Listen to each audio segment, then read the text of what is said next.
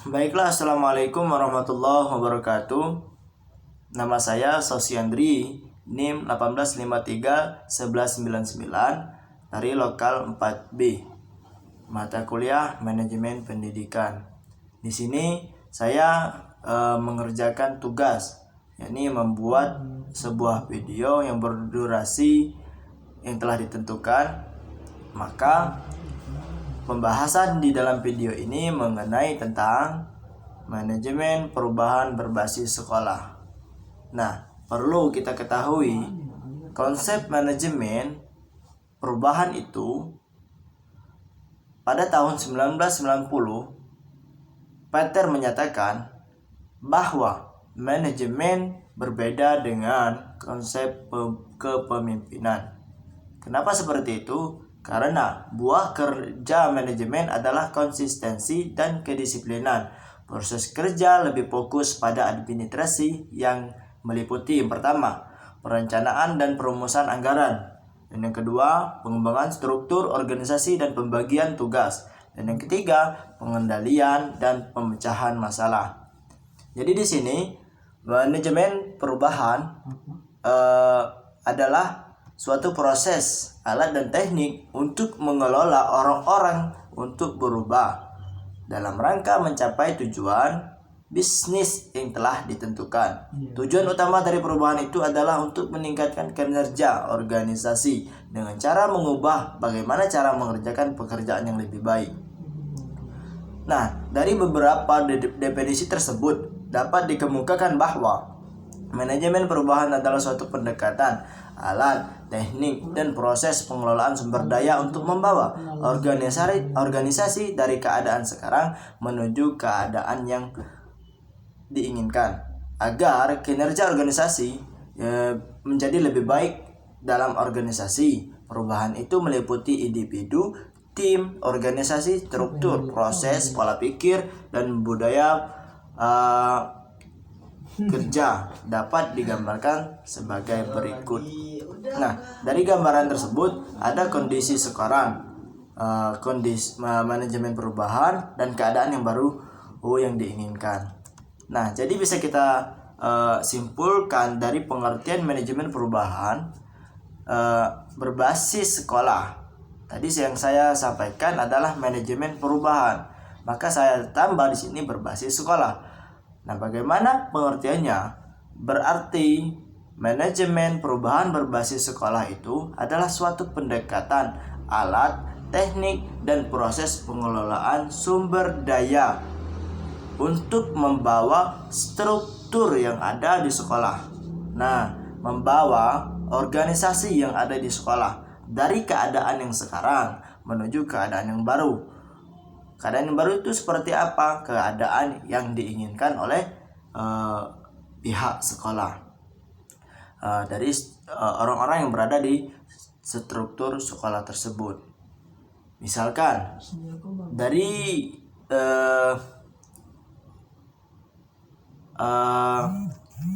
misalkan di sekolah itu ditetapkan mingguannya membaca Yasin setiap Jumatnya. Itu adalah aturan dari sekolah misalkan.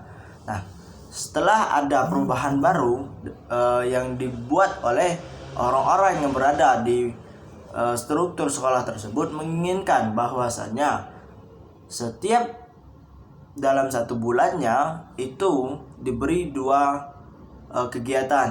Dalam minggu pertama misalkan membaca Yasin di hari Jumat pagi misalkan.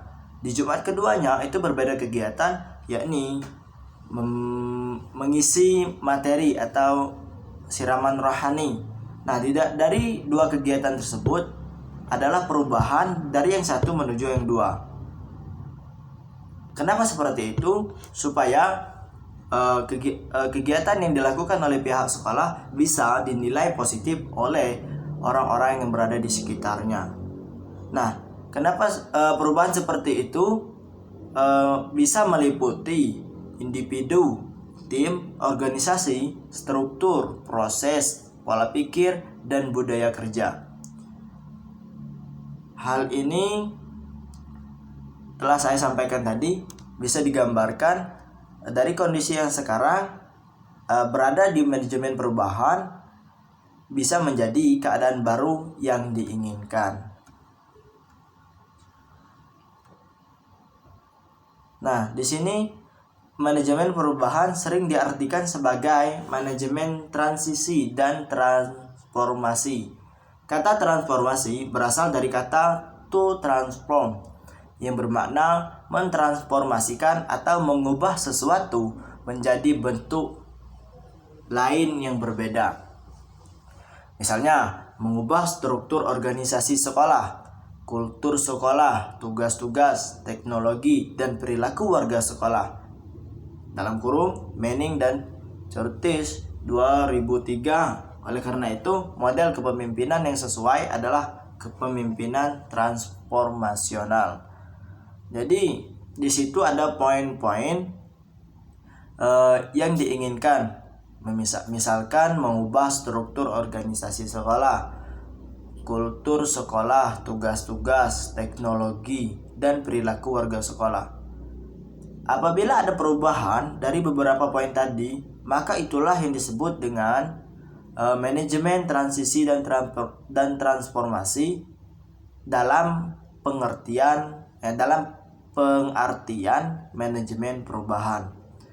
Dari pembahasan tersebut ada paragraf baru yang mengatakan bahwa manajemen perubahan sering juga disebut dengan manajemen transisi dan manajemen inovasi. Nah, dikatakan manajemen transisi karena mengelola keadaan yang bersifat transisi dari kondisi lama menuju kondisi baru. Dikatakan manajemen inovasi karena tujuan dari perubahan adalah untuk pembaharuan dari yang lama ke yang baru supaya lebih baik. Nah, di sini sudah jelas maksud dari perubahan transisi dan perubahan inovasi. Untuk perubahan transisi yaitu mengelola perubahan dari yang lama menuju yang baru. Sedangkan untuk manajemen perubahan yang berbentuk inovasi itu pembaharuan dari yang lama karena tujuan dari perubahan adalah untuk pembaharuan.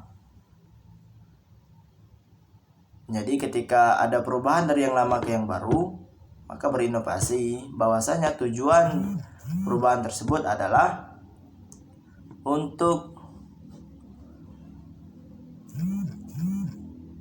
pembaharuan dari yang lama ke yang baru supaya menjadi lebih baik. Perbedaan utama antara manajemen perubahan dengan manajemen konvensional atau biasa terletak pada adanya faktor-faktor yang kuat yang menghambat perubahan. Faktor-faktor yang menghambat tersebut perlu dikelola agar berubah menjadi faktor pendorong perubahan. Karena adanya hambatan, maka kemungkinan perjalanan dalam mencapai tujuan perubahan yang ditunjukkan pada gambar berdasarkan lintasan 1, lintasan 2, lintasan 3, dan lintasan 4. Maka semua itu bila kita dari pihak bagian dari struktur sekolah menginginkan perubahan dari yang lama ke yang baru supaya hal tersebut menjadi lebih baik, itu tidaklah mudah bagi pihak-pihak yang berada di struktur tersebut. Karena apa? Sudah pasti yang dilakukan, yang diinginkan untuk perubahan tersebut mempunyai faktor atau rintangan-rintangan tersendiri. Setiap keinginan menuju lebih baik itu tidaklah mudah atau tidak semulus mungkin di dalam perjalanan tersebut. Nah, setiap perubahan baik fisik maupun sosial dan budaya berada dalam konteks hambatan dan daya dorong. Nah, bagaimana strategi mencapai perubahan? Yang pertama, ada pendidikan dan pelatihan, dan yang kedua manipulasi dan kooptasi, dan yang ketiga negosiasi dan persetujuan, keempat paksaan, dan yang kelima mengembangkan, keenam memberdayakan, dan itulah strategi pencapaian perubahan. Mungkin itulah yang bisa saya sampaikan mengenai manajemen perubahan berbasis sekolah. Semoga bisa dipahami oleh semua pendengar dan penonton. Sekian, terima kasih saya ucapkan kepada kita semua. Mohon maaf kepada Allah, saya mohon ampun. Akhirul kalam, wassalamualaikum warahmatullahi wabarakatuh.